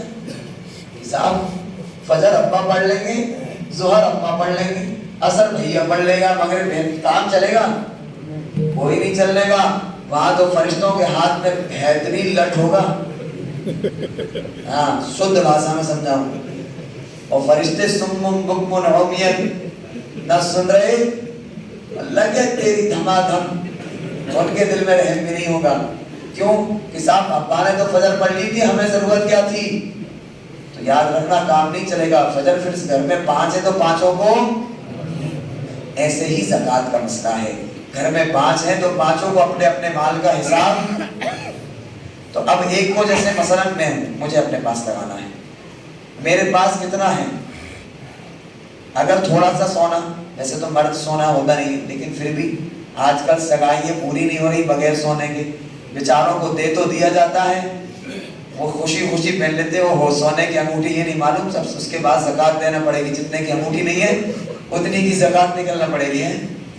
تو سونا ہے 1 تولہ بھی مان لیتے ہیں, 1 تولہ نہیں آدھا مان لیں, آدھا بھی 50-55 کا ہو جائے گا. مجھے امید ہے کہ زیادہ بھی ہو جائے گا, تو 70-75 کا ہے. 1 تولہ سونا ہے. اور بہت سے لڑکے شوقین ہیں تو وہ چاندی کا کڑا اور چاندی کی چین اور وہ چاندی کی اللہ جانے پورا لڑکی بننے کے سامان. ارے سب ہے نا ماشاءاللہ. یہ زمانہ بھی الٹا نظر آتا ہے, یہ زمانہ بھی الٹا نظر آتا ہے. لڑکا نظر آتی ہے اور لڑکی نظر آتا ہے. سمجھ نہیں سمجھ. लड़की तो कपड़े हाफ करके, चूड़ियां उतार के, बुंदे उतार के, बाल लड़कों की तरह कटा के, वो लड़के पता ही नहीं पड़ता लड़का है कि लड़की, कि नजर नीची भी करना है कि नहीं। और हमारे लड़के, शरीयत ने कहा है कि पायजामा टखनों से ऊपर पहनना है मर्दों को, लड़की को नीचे, हमारे लड़के नीचे पहनेंगे बिल्कुल। कहेंगे अल्लाह लड़के और बना दिए, बड़ी शर्म आती है, तो लड़की बनेंगे। फिर हाथ में इसमें कड़ा, इसमें चूड़ी, इसमें पता नहीं किसके नाम का मंगलसूत्र, पता नहीं क्या क्या आए बनाए, और फिर कहेंगे ओ हो हम बन गए साहब क्या छपरी। डॉक्टर साहब कह रहे हैं छपरी। अरे भाई पता नहीं उससे भी गए गुजरे मन नहीं है, क्योंकि अल्लाह की जिस पर नजर रहमत ना हो वो तो उसी काम का नहीं है, छपरी तो फिर भी काम का है बेचारा। अरे समझ रहे हो, उस पर अल्लाह की नजर रहमत नहीं, अल्लाह की लानत बरसती है ऐसे शख्स पर। क्या बरस रही होती है? अल्लाह की लानत। तो खैर मैं मसला बयान कर रहा था, तो किसी के पास थोड़ा सा सोना है, आधा तोला, कुछ चांदी है, सोने और चांदी की कीमत मिला ली, सब मिलाकर 1,20,000 हो गया। थोड़ा बहुत अकाउंट में पड़ा है कि साहब मुख्यमंत्री साहब ने दे दिया था, बीवियों को हमने छीन लिया, हम उसके मालिक है, पड़ा है अकाउंट में। अरे समझ में, यानी अपना जितना माल है सबको जोड़ लो, अगर उसकी कीमत 1,65,000 या उससे ज्यादा होती है तो अब मुझ पर ज़कात फर्ज है। मसला समझ में आ गया? इसमें एक शर्त और होती है, मैं उसको समझाऊंगा तो आप उलझ जाएंगे, वक्त लगेगा। साल गुजरना, फिर वो आप कहेंगे साल गुजरने का मसला, वो बोर्ड होना पड़ेगा, समझाना पड़ेगा। बस आप ये समझ लें जिसके पास 1,65,000 के बराबर पैसा है, इसका मालिक है, उस पर ज़कात फर्ज है। ज़कात का हिसाब कैसे लगेगा ये चीज़ और बता दूं। ज़कात एक चीज़ पर और है, जिनकी दुकान है बिजनेस, गोली बिस्किट की दुकान है, दवाइयों की दुकान है, कपड़े की दुकान है, जिस चीज़ की भी दुकान है, तिजारत का, बिजनेस का जो भी माल हो, वो जो भी माल दुकान में रखा है उस माल के पूरे माल का हिसाब लगाना पड़ेगा, फिर उसमें से भी ज़कात देना पड़ेगी। अरे समझ में आए? इसी तरीके से किसी साहब का बिजनेस है प्रॉपर्टी का, बहुत समझ रहे हैं, प्रॉपर्टी के काम में पैसा बहुत है तो देना भी बहुत है, क्योंकि वैसे तो किसी के पास 2 लाख 2.5 लाख होंगे, लेकिन प्रॉपर्टी का बिजनेस है तो किसी ने 10 लाख की खरीद ली, साहब वो 10 लाख का खरीदा, उसको बेचेंगे, रेट बढ़ जाएगी। एक खरीद लिया 20 लाख का वहां, एक खरीद लिया 30 लाख का वहां, अब ये हो गया 60 लाख का। खरीदा किस नियत से है? तो 60 लाख पर ज़कात लगेगी। अरे समझ में आ रहा है मसला? 60 लाख पर ही लगेगी ज़कात, अगर बेचने की नियत से खरीदा है। हर रहने की नियत से खरीदा है तो फिर ठीक है। तो अब कैसे ज़कात का हिसाब लगाएंगे? 11:15 बज गए कि 11:45? नींद तो नहीं आ रही? थोड़ी देर और चलो। तो ज़कात का हिसाब कैसे लगाएंगे? आप सबसे पहले लिखें सोना, उसके पैसे, अब बोर्ड नहीं है, मैं अपने हाथ पर ही समझाऊं। चांदी, उसके पैसे, कैश कितना है उतना, माल तिजारत कितना है, वो कितनी चीजें हो गई? 4। जिससे कर्ज लेना है, मालूम है कि हाँ हमारा बहुत पक्का दोस्त है, लौटा देगा, वरना इस जमाने में लौटाता कोई नहीं है, लेकिन फिर भी नियत अच्छी रखना चाहिए। जैसी नियत रखोगे फैसले, तो नीचे ये भी लिख दो कि फुला से कर्ज लेना है, ये सब लिख दिया, पूरा इसको टोटल कर लो। मान लो टोटल हो गया 3 लाख रुपए, कितना हो गया? अब मुझे कितना कर्ज देना है वो इसमें से माइनस कर दो। इसमें से माइनस करने के बाद अगर 1,65,000, ये हमेशा के लिए मत पकड़ना 1,65,000, ये तो मैं समझा रहा हूँ इस दौर में, क्योंकि सारे 52 तोला चांदी कितने की हो रही है? 1 लाख। जिस जमाने में आपको हिसाब लगाना है उस जमाने में 52.5 तोला चांदी का हिसाब लगाना है। तो 1,65,000 अगर आप पर रह गए तो आपको ज़कात निकालना है कितना? अपने माल का 40वां हिस्सा। अब इसमें एक छोटी सी बात और अर्ज कर दूं, नहीं तो फिर वो जहन से निकल जाएगी। बहुत से लोग कहेंगे साहब मेरे पास है तो 5 लाख, लेकिन मैंने अभी इसी सीजन में अर्टिगा खरीदी, अब अर्टिगा खरीदी तो वो 11 लाख की है, मैंने जमा करे हैं 2 लाख, तो उधार कितने हो गए? 10 लाख। अरे मिसाल हो ज़्यादा भी, लेकिन मसले समझे, 10 लाख, पैसा कितना मेरे पास? 5 में से 10 माइनस करूंगा तो बचेगा क्या? तो वो कहेंगे ओहो मैं तो ज़कात से फ्री। ऐसा नहीं है, पूरे 10 लाख माइनस नहीं होगा 5 लाख में से। एक साल में कितनी किश्तें हैं, कितने माइनस करेंगे? 1 साल की। अगर मान लो 10,000 रुपए किस्त है तो एक साल की कितनी हुई? 1,20,000। 5 लाख में से 1,20,000 माइनस करके बाकी सारे पैसे की ज़कात निकालना है। अगर ज़कात नहीं निकालते तो याद रखना, अम्मा आयशा रज़ियल्लाहु तआला अन्हा की हदीस है कि ज़कात का जो माल है वो हमारे पूरे माल का मैल है। मैं दूसरे अंदाज में समझाऊं, माल का वायरस है। तीसरे अंदाज में समझाऊं कि वो माल का दीमक है। जैसे लकड़ी पर दीमक लग जाए और दीमक को अलग ना किया जाए तो एक दिन वो लकड़ी क्या होगी? ऐसे ही ज़कात जो वाजिब हो गई हिसाब लगा कर अदा नहीं की, हमारे माल के साथ ज़कात का माल मिला रहा तो हमारा माल एक दिन खत्म हो जाएगा। चाहे बीमारी में जाए, हादसे में जाए, चोरी में जाए, डकैती में जाए, चला जाएगा, बचना। मसला समझ में आ गया? और भी बहुत सारे मसाले हैं ज़कात के, बस इतने भी इत्तिफा करो। तो मैं अभी मुसलमान बना रहा था, ज़कात का मसला है ना, तो हज से निकल कर हम ज़कात पर, और किसी के पास इतना पैसा नहीं है तो अल्लाह ने उसकी भी क्या कर दी? छुट्टी, मजे करो। अब रमजान का महीना आ गया, पूरे साल में 1 महीने के रोजे, अरे कितने दिन के? 1 महीने के रोजे फर्ज है। उसके अंदर भी हमारा हट्टा कट्टा नौजवान के कहता हिसाब बनते नहीं है। क्या कह रहे होते? जिम पर जाकर डंबल तो बन रहे होते हैं वो हा करके, रोजे नहीं बनते। साहब प्यास बर्दाश्त नहीं होती। याद रखें, अल्लाह तबारक व तआला इतनी मोहब्बत करते हैं अपने बंदे से। कुरान में फरमाया युरीदुल्लाहु बिकुमुल युस्र वला युरीदु बिकुमुल उस्र। अल्लाह तो तुम्हारे साथ आसानी करना चाहता है। ला युकल्लिफुल्लाहु नफ्सन इल्ला वुसअहा। तुम्हारी ताकत से ज्यादा अल्लाह काम नहीं लेगा। जब एक बच्चा रोजा रख सकता है 10 साल का पूरे, तो क्या जवान नहीं रख सकता? तो इसका मतलब वो जवान झूठ बोल रहा है कि बंदे, इसका मतलब अल्लाह ने जो फर्ज किया है उस पर जरूर बनता है, वो कि नहीं बनता तो उससे बड़ा झूठा दुनिया में। तो इसलिए रोजा रखना है, ठीक है भाई। फिर एक इबादत ऐसी है जिसको दिन में कितनी बार अदा करना है? 5 बार। बस मुसलमान बनने के लिए एक ही ऐसी रह गई जिसको कितनी बार करना है, और उसको भी हम सोने के नाम, खाने के नाम, पीने के नाम। अब मैं आपको समझाता हूँ मुसलमान। नींद आ रही है कि भाई चाय बनेगी? नहीं आ रही। मैं चाय बनने की नहीं कर रहा, मैं मिसाल से समझा रहा हूँ चाय की, ताकि चाय तुम्हारे अंदर जाग जाए। मैं तो पीता नहीं हूँ, खैर नहीं तो सोच। चाय बनाने के लिए क्या क्या लगता है? सबसे पहले चाय पत्ती, दूध, सबसे पहले आग। दूध मूल का काम तो बाद में शुरू होता है। आग, अगर आग नहीं होगी तो दूध भी हो, पत्ती भी हो, सब हो, बन जाएगी। आग लगाना पड़ेगी ना। आग ईमान का दर्जा रखती है। किसका? इस्लाम की बुनियाद 5 चीजों पर, ईमान, नमाज, रोजा, ज़कात। तो आग किसके दर्जे पर? ईमान के दर्जे पर। मैं एक और मिसाल से समझाऊं। गिनती आती है माशाल्लाह सबको। 1 के आगे 0 लगाओ 10, एक और लगाओ 100। तो सबसे पहले जो है वो ईमान।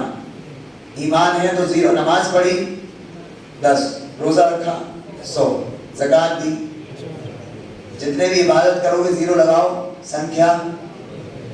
और अगर ईमान ही ना हो, कितनी भी नमाजें पढ़ लो मिलना, कितने भी रोजे रख लो मिलना।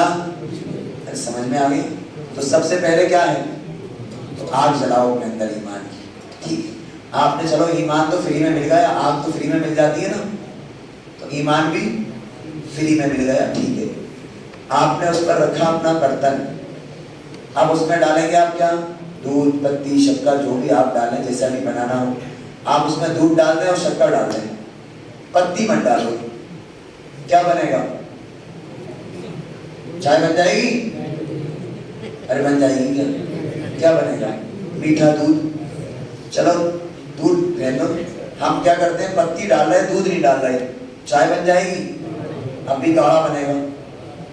तो यार वो जो दिन में तुम चुस्की लेकर 5 बार पी रहे हो, उसको अच्छी बनाने के लिए आग भी होना जरूरी है, पत्ती भी होना जरूरी है, दूध भी होना जरूरी है, और शक्कर भी होना जरूरी है, और उसमें टेस्ट पैदा करने के लिए इलायची, मसाले, पता नहीं क्या क्या डालना जरूरी है।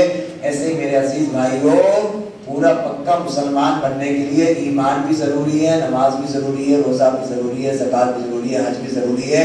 फर्ज होने के बाद कोई एक चीज भी कमी कर दी तो तुम पूरे मुसलमान مثال سے بات سمجھ میں آ گئی یا اور گہرائی میں جاؤں؟ اب مجھے بتاؤ، اگر اللہ کے واسطے میں سے ہاتھ نہیں اٹھوانا، اٹھانا مت، میں اگر ہاتھ اٹھوا لوں کہ اس میں مسلمان کون کون ہے، شاید ہی 2-4 ہاتھ اٹھے، کہ نماز تو سبھی چھوڑ رہے ہیں، اور میں کہہ دوں ابھی فتوا لگا دوں تو مسلمان نہیں تم لڑ جاؤ گے مجھ سے، فتوا دے گا مفتی صاحب آ کر، میں فتوا نہیں دے رہا، تو سمجھانے کی کوشش کر رہا ہوں. اور چائے کو جتنا اچھا ٹیسٹی بنانا ہے تو مسالے ڈالنا ہے، یہ تو فرض تھے. اب ہمیں اللہ کے یہاں اور اونچا مرتبہ پانا ہے تو اخلاق اچھے بناؤ، اور اونچا مرتبہ پانا ہے تو خوب سنتیں پڑھو، نوافل کا اہتمام کرو. یہ سب کرو گے جب جا کر ہم پکے مسلمان. ارے سمجھ میں آ گئی بات؟ تو بات اصل زکات سے شروع ہوئی تھی کہ مال کہاں سے کمانا ہے، یہ بھی خیال رکھے کہ حلال راستے سے آئے، اور خرچ کہاں کرنا ہے. تو بات یہاں سے ملی تھی نا، تو کہاں خرچ کرنا ہے؟ سب سے پہلا حق زکات ہے. ایسے صدقہ فطر آ رہا ہے، صدقہ فطر دینا ہے. کتنا دینا ہے بھائی؟ ارے صدقہ فطر کتنا دینا ہے بتاؤ، ابھی تک نہیں پتا. 70 روپے ہے. یہی تو سننا چاہ رہا تھا نا. ایمان والے اللہ نے فرمائے کم سے کم پر عمل کرنا ہے. رکوع میں تسبیح پڑھو کتنی؟ کم سے کم 3 بار سبحان ربی العظیم.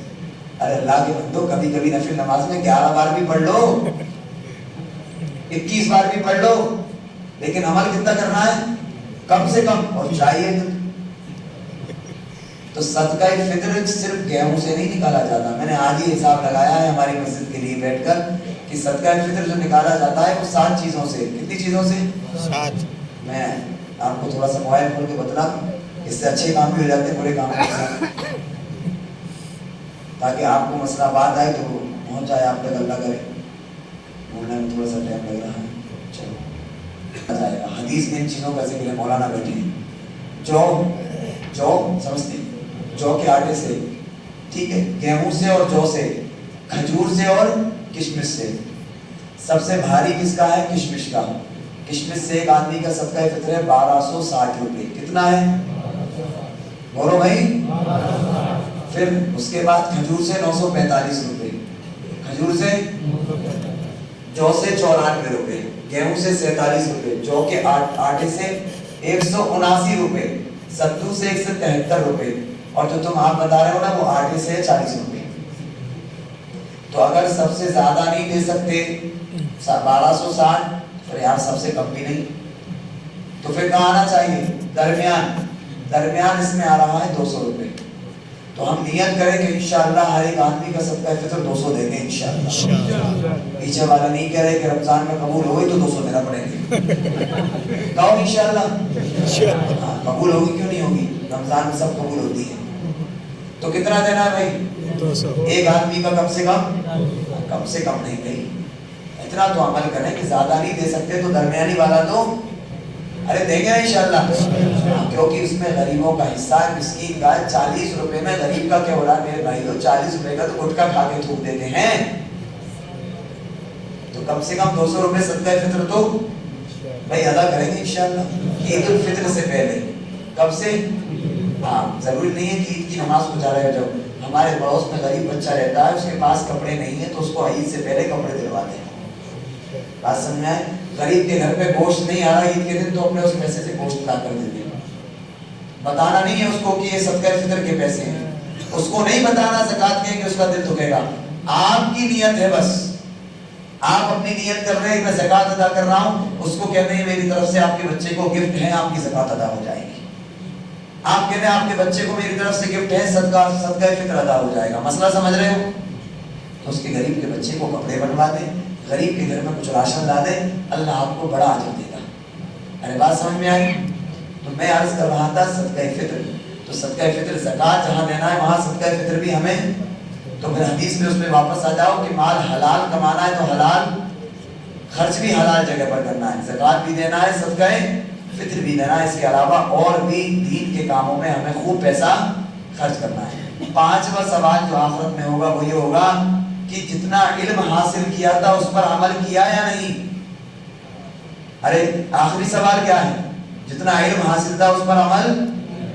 تو آپ کو آج تو بہت سارا میں نے علم بتا دیا، زکات کا بھی مسئلہ بتا دیا اور صدقہ فطر کا بھی بتا دیا. اب عمل کرو نہ کرو وہ تمہاری ذمہ داری ہے. باقی اللہ جانے اور اللہ کے لٹ لگائے ہوئے فرشتے میں مذاق نہیں کر رہا، میں قرآن کی آیت پڑھتا ہوں، تبارک الذی کی صورت کلما القی فیہا فوج سألہم خزنتها الم یأتکم نذیر قالوا بلی قد جاءنا نذیر، کہ جب جب کوئی گروہ جہنم میں ڈالا جائے گا تو جہنم کا داروغہ پوچھے گا کوئی ڈرانے والا نہیں آیا تھا، کوئی سمجھانے والا نہیں آیا؟ ہاں صاحب مولوی صاحب ہر جمعے میں سمجھاتے تھے، کبھی کبھی ادھر ادھر کے مولوی صاحب بھی سمجھاتے تھے، تو ڈرانے والا آیا، سمجھانے والا آیا، تم نے کیا کیا؟ فَكَذَّبْنَا وَقُلْنَا مَا نَزَّلَ اللَّهُ، ہم نے تو جھٹلا دیا۔ زبان سے نہیں جھٹلا رہے، جھٹلانا دو طریقے کا ہوتا ہے، سمجھا مثال سے سمجھا دیتا ہوں۔ ایک ہوتا ہے زبان سے منع کرنا، ایک ہوتا ہے اعمال سے منع کرنا۔ میں نے آپ سے کہا صاحب پانی پلا دو، آپ نے زبان سے کہہ دیا نہیں پلا رہا، یہ تو منع۔ میں نے ان سے کہا پانی پلا دو، پانی پلانے کو تو یہ بھی کھڑے نہیں ہوئے، تو مطلب انہوں نے زبان سے منع کرا، انہوں نے اعمال سے، اپنی حالت سے۔ اذان ہو گئی، ایک تو منہ سے کافر کہہ رہا ہے بھائی ہم تو نماز نہیں پڑھتے، لیکن مسلمان اذان سن کے مسجد نہیں آ رہا، وہ اپنی حالت سے کہہ رہا ہے مجھے بھی نماز۔ زکوٰۃ کا مسئلہ معلوم ہو گیا، ایک تو کہہ رہا ہے صاحب میں غیر مسلم کہ ہمیں زکوٰۃ نہیں دینا، لیکن مسلمان کو مسئلہ معلوم ہے پھر بھی نہیں دے رہا، تو گویا کہ اپنی اعمال سے کیا کہہ رہا مجھے زکوٰۃ۔ تو وہی ہے کہ کلما القی فیہا فوج سألہم خزنتها الم یأتکم نذیر قالوا بلی قد جاءنا نذیر، کیونکہ کوئی ڈرانے والا آیا تھا کہ آیا تھا ایک مفتی گناہ سے، اس نے کچھ تھوڑے بہت مسئلے بتلائے تھے۔ فکذبنا وقلنا ما نزل اللہ من شیء، ہم نے تو جھٹلا دیا اور ہم نے کہہ دیا ایسی کوئی چیز نازل نہیں ہوئی، جیسے اس زمانے میں کہتے ہیں نئے نئے مفتی نئی، ارے کہتے ہو نا مفتی نئے نہیں ہیں، مفتی چاہے نئے ہوں لیکن باتیں سب کیا ہیں 1400 سال پرانی ہیں جو تم نے نہیں پڑھی، معاف کرنا۔ وہ ہماری غلطی ہم نے کیوں نہیں پڑھی، ہماری غلطی ہم نے کیوں نہیں سنی، پھر افسوس کریں گے کہ کاش کہ ہم سن لیتے، ہم سمجھ لیتے، ناقلو ہم سمجھ لیتے، ہم سن لیتے تو کیا ہوتا؟ آج ہم جہنم میں، جہنم کیا ہے اس کا تذکرہ کروں گا وقت زیادہ لگ جائے گا، بس اتنا سمجھ لیں میرے عزیزوں، آج کی رات شب قدر کی رات ہے۔ شب قدر کی رات متعین نہیں ہے، 21 میں ہو، 23 میں ہو، 25 میں ہو، 27 میں ہو، یہ ایک راتوں میں جاگ کر تلاش کرنا ہے۔ کیا کرنا ہے؟ ارے بولو کہاں پہ؟ چائے کے ہوٹل پہ؟ ارے بتائیں نا بھائی، چوراہے پہ؟